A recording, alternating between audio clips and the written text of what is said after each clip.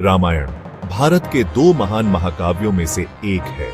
यह श्री राम और रावण के बीच धर्म और अधर्म के युद्ध की कहानी है। रावण लंका का राजा था। वह शिव का परम भक्त था और महान विद्वान था। रावण के पास 10 सिर और 20 भुजाएं थीं। उसकी शक्ति अपार थी।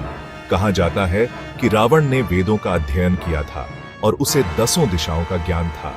रावण बहुत शक्तिशाली होने के बावजूद उसके अंदर अहंकार और वासना का जहर घर कर गया था।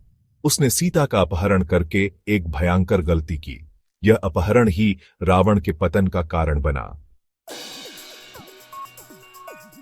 रावण की हार के कई कारण थे।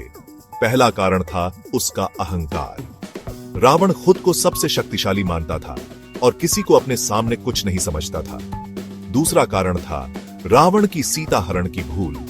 इस अपहरण ने उसे न केवल राम से शत्रुता मोल ली, बल्कि जनता में भी उसके प्रति रोष भर दिया। तीसरा कारण था रावण का अपने ही लोगों का विश्वास खो देना।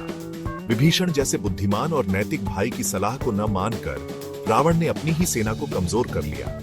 चौथा कारण था राम की दिव्य शक्ति और रणनीति। राम धर्म के अवतार थे और उनकी रणनीतियां न्याय और सच्चाई पर आधारित थीं। राम ने रावण को हराने के लिए कई रणनीतियां बनाई। उन्होंने वानर सेना का समर्थन प्राप्त किया, जिन्होंने राम की सेना को लंका तक पहुंचाने में मदद की। राम ने युद्ध से पहले अच्छे से तैयारी की। उन्होंने समुद्र पर पुल बनाने के लिए नल और नील जैसे वानरों की मदद ली। राम ने रावण के साथ युद्ध में धैर्य और बुद्धि का परिचय दिया। उन्होंने रावण के अहंकार का फायदा उठाया और उसे युद्ध में उलझाए रखा। राम ने सिर्फ रावण को नहीं हराया, बल्कि अधर्म पर धर्म की जीत का प्रतीक भी स्थापित किया। रामायण सिर्फ एक युद्ध की कहानी नहीं है, बल्कि जीवन जीने की सीख भी देती है। यह हमें बताती है कि अहंकार और वासना पतन का कारण बनते हैं। रामायण धैर्य, साहस और बुद्धि का महत्व बताती है। यह हमें सिखाती है कि हमें हमेशा धर्म के मार्ग पर चलना चाहिए, चाहे कितनी भी कठिनाइयां क्यों ना आए। रामायण भाईचारे और एकता का महत्व बताती है।